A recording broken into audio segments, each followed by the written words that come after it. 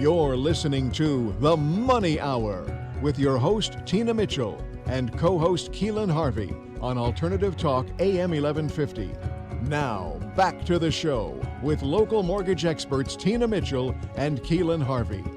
Welcome back to The Money Hour on 1150 AM KKNW, the Saturday, August 31st show. I am your host, Tina Mitchell. And I'm your co-host, Keelan Harvey. Your local mortgage experts. We bring in studio each week the best of the best experts in our local market on everything regarding your money. We're here to help you in today's economy. If you're hearing our show at a different time or day, you are listening to a rebroadcast, but we're here to answer any questions or connect you with the amazing guests that we have on the show today. Please call the show at 1-855-400-1150. Again, that's 1-855-400-1150 or online at themoneyhour.com. In studio for the first time, we have Debby Mycroft of Memories Worth Telling. How do you want to be remembered? Debby, thank you so much for joining us in studio today. Thank you for having me. And a little bit about Debby. Debby is the founder and chief word choreographer of Memories Worth Telling, a boutique writing house, which she established in 2017. Writing has always been Debby's forte, and after spending over a quarter of a century, we have a lot of longevity people here in studio today.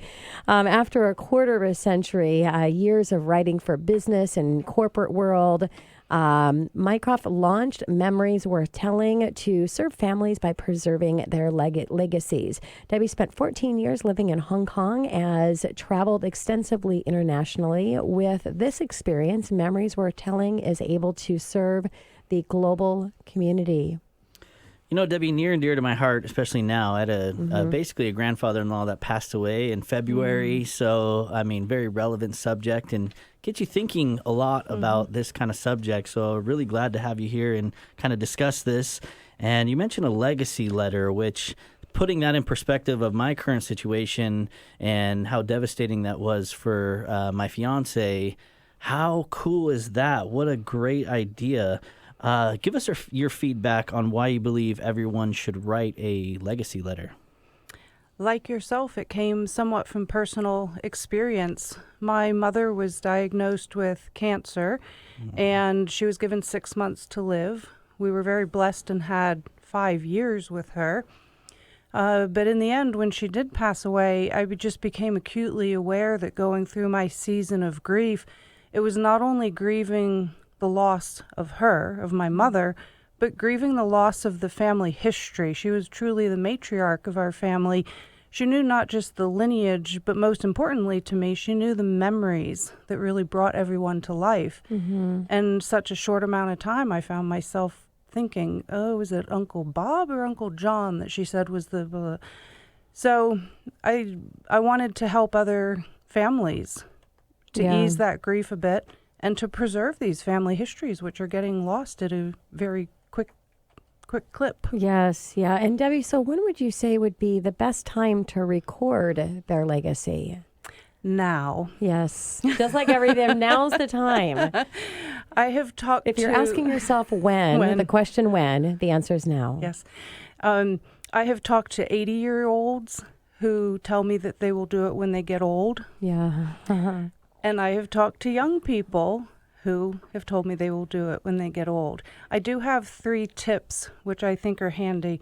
One, if your children do not know the names of their great-grandparents, then you should start recording your history. Yeah. 2, if you've lost track of how many first cousins you have, then start recording your history. 3, if you know the Kardashian family history better than your own, Oh my gosh. then it's really time to start recording your own. I love that. You know, my grandfather took it one step farther. He wrote his entire life history. So we have all these books of when he was a kid and all the way through. And I mean, I haven't read all of them, but some of them. But man, is it so cool to go back and just dive into like his perspective and history. So neat. Debby, what about core products? Let's talk about that. Well, the core products, we've mentioned the legacy letter, which is a letter that an individual writes, and it's basically their statement of faith, how they want to be remembered, words of wisdom, their most treasured memories. And that's about an individual. The individual can also write it to a specific person. So, for instance, I've written legacy letters to both of my children. which focuses a little bit on our family history and who I am. But more importantly, it tells about them and why I think they are so special and the values and attributes that I think are so wonderful in them. So it's a letter to them directly. So the letters are a very individual perspective. I also do legacy books, which, like you say, your grandfather recorded his whole history. I think that's brilliant. I would love it if everyone did that. A lot of time, though. Yes, it does take a lot of time, but it is so worth it because people want that. So I do the full-fledged, in-depth books as well. Cool. I'm not Ancestry.com. I don't do the genealogy research, but whatever the family knows and preserving those memories, all of that great stuff will go into the books. So important that we had a will, right? But that's just kind of like the goes there, this goes. But it was a little shocking for us to kind of put our emotions and our mindsets in place after, because there's that huge gap that you're talking about that would have filled all of our hearts if we would have known, like, because it happened pretty suddenly. So there's a lot left to where you're wondering, what would he have wanted? What, and did we do him service in this process? And just kind of, it's just kind of when it's done, and you're left with what's there. So to have more would have been so valuable to us. How neat. Yeah, the technical term for a legacy letter is an ethical will. I tend to stay away from that terminology because when people hear the word will, they think it's a legally binding document, but it's not. And for the legacy letters, it is so important because we have a financial will. We protect our financial assets, our houses, our vacation houses, which you suggested, the jewelry, the stocks, the money, whatever you have. But we don't have, or it's not common to have, an ethical will or the legacy letter, and that's preserving your memories, your values, your cultural traditions, your heritage, those holiday stories that are told again and again that you just make you cringe. Wish people would stop telling that story. No, those have to go in the book. That's what makes the family special and unique. Well, the legacy letters, my dad passed in 2014, and oh my gosh, if I had a letter from my dad, because I can hear him say how wonderful I was and how I could do anything that I wanted to be able to read those words, would just bring me to tears and happiness every time. What a beautiful thing that you're doing. So let's talk about this, Debbie, of how did you start offering and putting together this company that offers such beautiful heirlooms and gifts for families?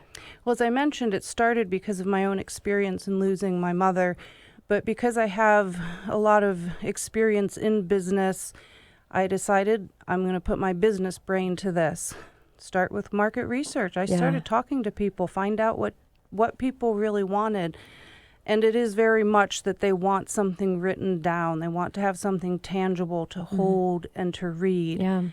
And there was quite a spectrum. Some people wanted a letter. Some people wanted to preserve much more of their family history.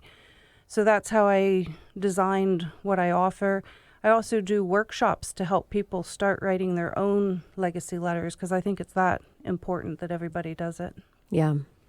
And I could imagine, when my grandfather-in-law passed away, there's a grief that all of a sudden this life force, this energy, and that's we were so close to, disappears. That was part of the big grief, and there's just nothing to fill that gap. I could imagine that this recording a legacy can relieve some of that grief. Is that? Yes, it does. Grief obviously is very different for every individual, but from talking to mental health professionals who deal with grief, there does seem to be a wide belief that when people work through it, when they feel the feels, that they are able to cope with it better because they're acknowledging those memories, the happy, the sad, all those emotions. And I also find that it's not just for the people that we leave it to, relieving their grief, but when I work with individuals, particularly when I'm working with seniors, it's a very therapeutic process for them because they're looking back and reflecting over their life. What have I done? What mark have I left on the world? Has my life been of value? Yeah. As we start talking about it, they can see it very clearly, the impact that they've had. Yeah. And it is a process. I'm a keynote speaker, and I share my story of tragedy to triumph. And until I started, putting my story and writing in my book and taking stage, that's when I was really able to embrace and for my story to be able to help not just myself, but help others. So it's so important, the work that you're doing. Let's talk about a common objection that you receive from people that are like, you know what, this is not necessary for me to have a legacy letter. What is that common objection? The two most common objections that I get are, number one, people tell me, well, I've already told my children all the stories. But let's remember, how long do you have to tell your kids to say the word please and thank you before they remember? Sure. It takes 18 years or more. Exactly. And the other thing with that is, remember when we played, usually in preschool, kindergarten, the game telephone, where you whisper in someone's ear a sentence and on down the line it changes. Well, imagine your own story through the generations. What's going to happen to it? It might become a grandiose tale. It might become a sad tale of woe. Yes. So get it in writing for accuracy.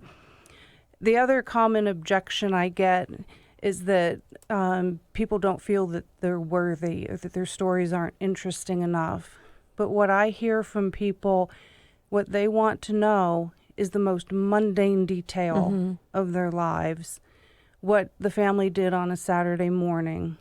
And I hear that too when I listen to speeches like a valedictorian speech or an Olympian who's just won a medal. When they're talking about their mentors, they're thanking them for the basic stuff, driving them to practice, and they're remembering their parents, their coaches. They're not wanting to know or thank war heroes or Nobel Peace Prize winners. What your children, what your relations want to know is about you and your life. That's what's important to them. So true. Debbie, do you have a set list of questions that you ask during family interviews when you're talking with families about kind of the legacy planning and all that? I do not. It is a very free flow style that I do because every family is so unique. I do have a system that I use. So when we first start working on a book, we develop what I call cast of characters. It's more in depth than just the family tree chart because more than your family has had impact on your life. So I want to know your boss, your best friends, because those are the names that are going to come up frequently, and that's what I need to know to write this book. And then I also approach it, once I have that down, doing a basic timeline of their life. And through that timeline, that's where the questions start coming in. We start filling in gaps, and it's just a conversation with the families. Yeah. So as we're wrapping up our time, we have less than a minute here to end the show. How much does it take? How much time does this take to go through this process to write the legacy letter, legacy book? It depends how long and how much the family wants to put into it. A full-fledged 250-plus large-size coffee table book would take about a year to do through the interviewing of different family members and selecting photos. To do a legacy letter, which those are generally around 30 pages long, those take about a month or two. All right. Well, if you want more information and to be able to connect with Debbie, call the show at 1-855-400-1150. Again, that's 1-855-400-1150 or online at themoneyhour.com. And Debbie, thank you again for coming in. Look forward to having you come back and having a little more conversation around legacy letter writing and books. Thank you. Yeah. Thank you.